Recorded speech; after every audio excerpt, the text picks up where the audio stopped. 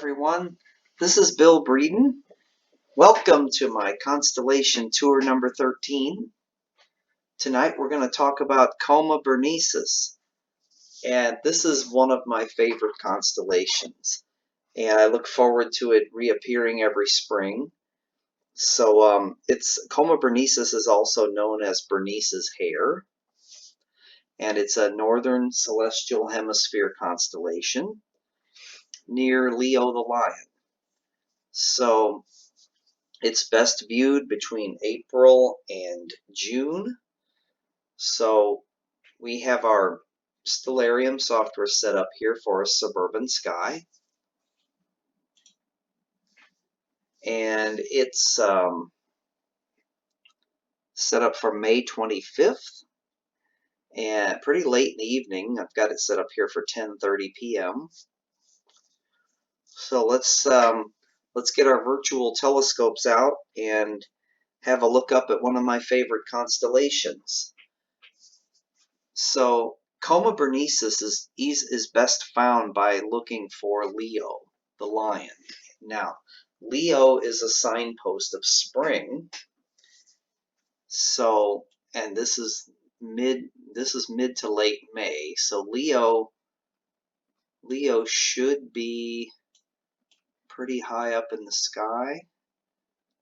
There he is. With it being this late, set for 10:30 at night, Leo is setting. It's already west of the meridian. So that means that Leo is setting.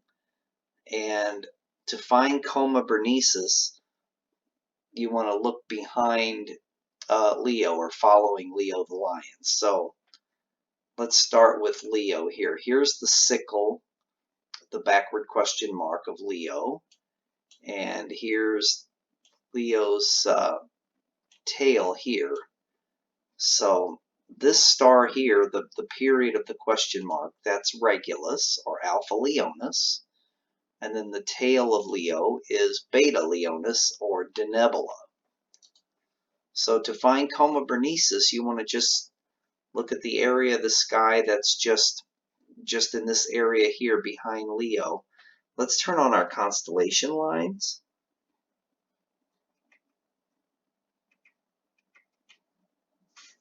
And you can see that Coma Berenices here occupies the part of the sky just behind Leo. Another way you can find it is to look for Arcturus. So to do that, you find the Big Dipper. And you take the curve of the Big Dipper's handle and you arc to Arcturus. So you go like this.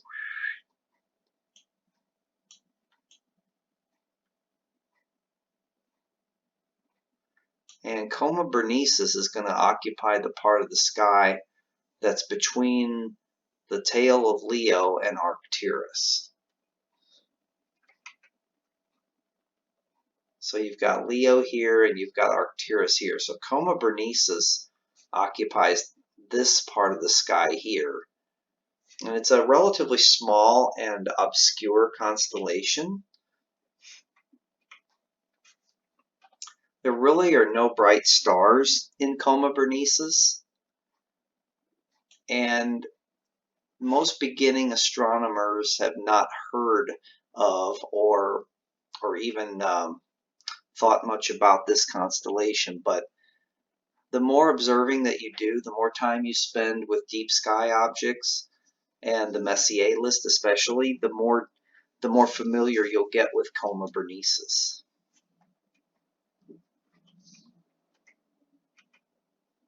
So let's return to our naked eye sky completely here. Let's even turn off the star names.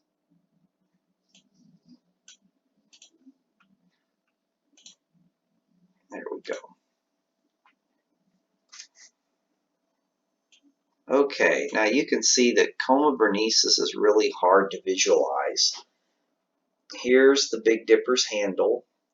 Now this is late May, so we are looking west of the meridian. I keep saying that. So look in that direction, but it's probably best to just find the Big Dipper's handle and arc to Arcturus, and then also look for the backward question mark or the sickle of Leo, and then you can find Leo's tail. And with Arcturus and Leo's tail here, Denebula, with those two stars in your sights, you can look at this area of the sky here. That is Coma Berenices. Right in here. Now, most star charts draw an L shape between these three faint stars. I actually have more trouble with that. I normally just look for Denebula and Arcturus and look for this area of the sky here. Let's have a look at the mythical figures.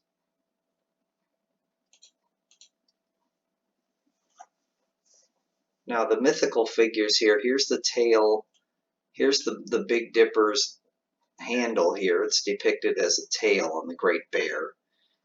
And you've got Canis Venatici, the hunting dogs, in between the handle of the Big Dipper and Coma Berenices. Here's Leo the lion, here's Leo's tail here, Denebula, and here's Arcturus here, which is part of Bootes, the herdsman. So you've got this L-shaped lock of hair is Coma Berenices.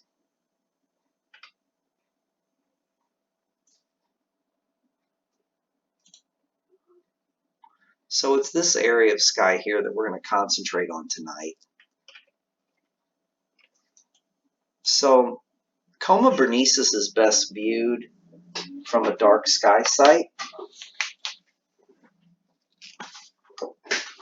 So let's make it dark.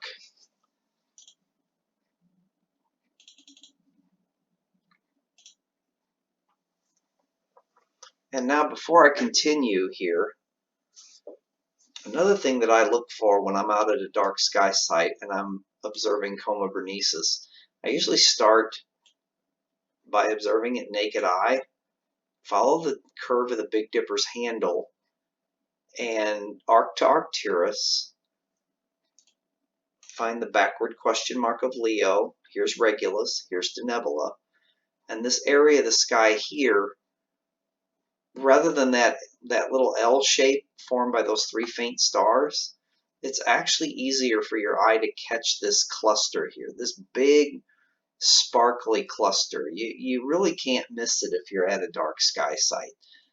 That, a lot of times when I'm out, I refer to that as Coma Berenices. There's Coma Berenices. But really what this sparkle is here, this sparkly area here, is a very large open cluster called Malat 111. Or it's otherwise known as the Coma star cluster. So let's have a look at the area here again from a dark sky site. Here are the three stars here that form the L, or the lock of hair, Bernice's hair. And here's the cluster of stars known as Malat 111, or the Coma star cluster. But that's actually, that really catches your eye. That's very visible from a dark sky site. Okay, let's have a look at some of the deep sky objects that are in Coma Berenices. Let's start with M53.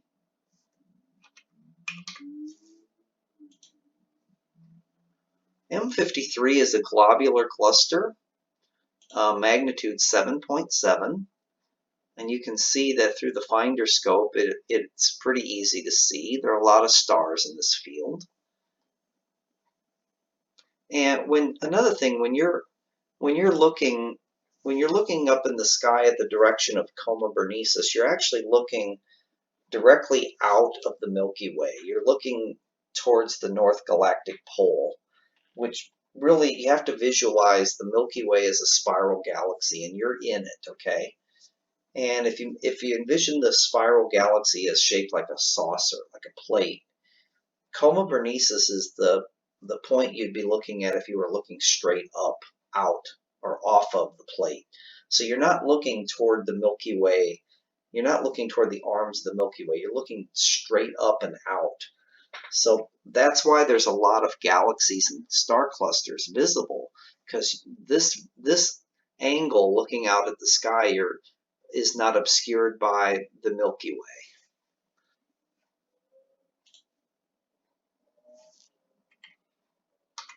Okay, let's go back to our naked eye view here. There's the sparkly cluster Melat 111. So let's look for another galaxy, M64. I think that's the Black Eye galaxy. It's one of my favorites. This has a magnitude of 8.5, and it is 24 million light years away. And through the finder scope, it just looks like an oval-shaped smudge, but you're looking out, directly out of the Milky Way toward the North Galactic Pole, and outward 24 million light years across space at a whole nother galaxy. Here's the view of M64, the Black Eye galaxy, through a 14 millimeter eyepiece. And you can kind of see why they call it that. It has like this darker spot in the middle.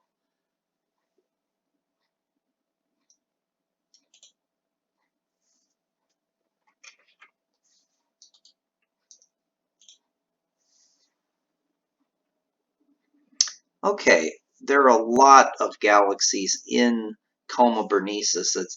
We're gonna head toward M85 now. These are the galaxies of the Coma that are part of the Coma Virgo cluster or supercluster of galaxies. Search window. So we're going to start with M85, and we're going to find a lot of galaxies in this region. This galaxy is 60 million light years away. This is probably about the most distant object we've seen so far on these constellation tours. And through the finder scope, or even through a pair of binoculars with a 6-degree field of view, this is what you will see, a faint smudge. Now, a 14 millimeter galaxy will show, a 14 millimeter eyepiece will show not only M85, but another galaxy nearby.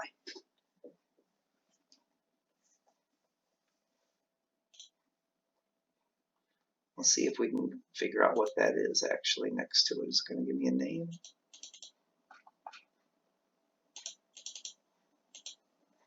No, I guess that's not plotted. Let's get a little closer. Yeah, that's a companion galaxy, NGC 4394. So you get 2 for the price of 1 if you go for M85. You also get NGC 4394. Kind of cool.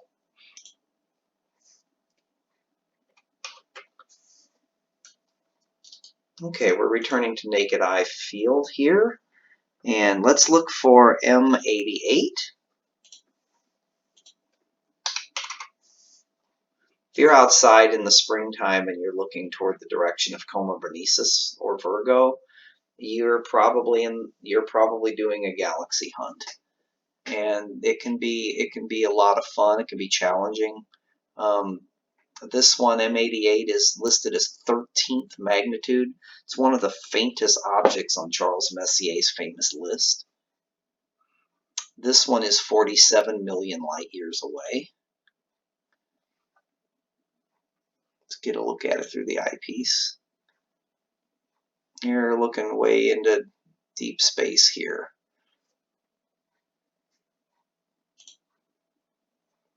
So that's M88. And you'll see, just with this field of view here that we have, there are a lot of galaxies in this part of Coma Berenices.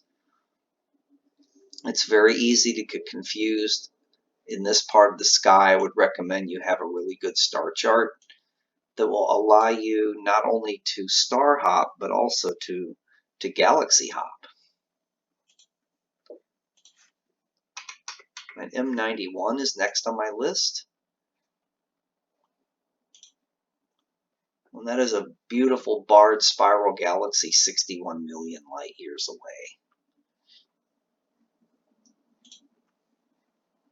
I could do a lecture on each one of these individual galaxies. That's beyond the scope of these tours.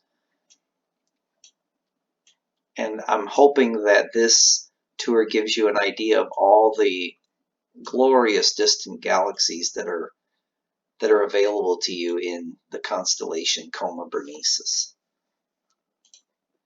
So I've got one more. No, I've actually got two more Messier objects. It's M99 and M100, both in galaxies in Coma Berenices. And here's M99.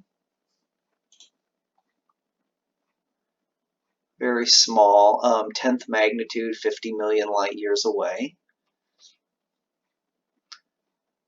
Beautiful, kind of open-armed spiral galaxy.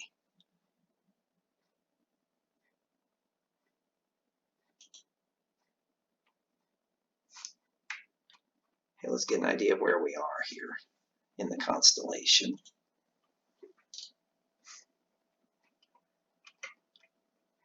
So we're in this region right here, the very edge of Coma Berenices, pretty close to its border with Virgo. So this whole part of the sky, Coma Berenices and this part of Virgo, and even a little bit into Leo here across the border, this whole area is the realm of the Coma Virgo cluster of galaxies.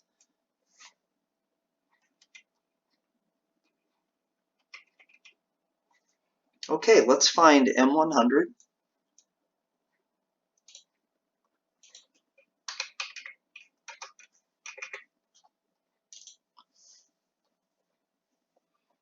M100 is a little bit of a disappointment. When you see pictures of it, it looks glorious, but when you go to search for it yourself, you'll find that it's very difficult because it's seen face on, so it has a very low surface brightness.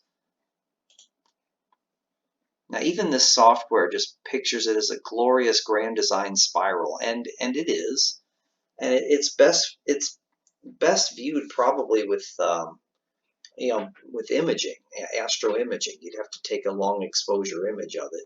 What you're most likely to see through an average sized telescope is a round, faint smudge with a bright core. You may see a hint of these brighter spiral arms if you have a larger aperture, 12 inches or more, but with a typical 6-inch or 8-inch backyard telescope, you're more likely going to see just a core, a smudge, and then not much around it, maybe just a hint of these two brighter arms.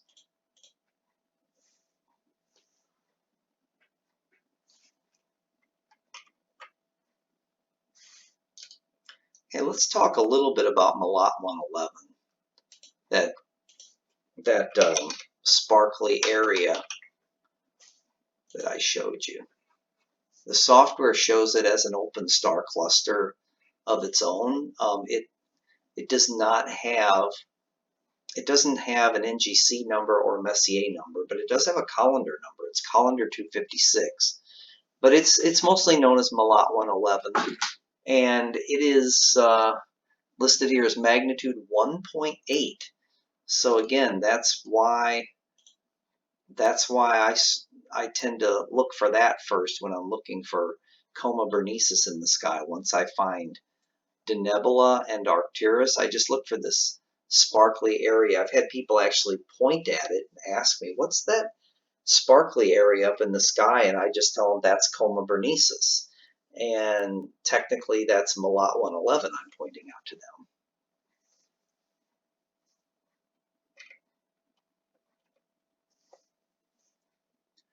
So this concludes my tour of Coma Berenices. I hope you got something out of it and that you'll take some time to observe it in the night sky. Good night and good seeing.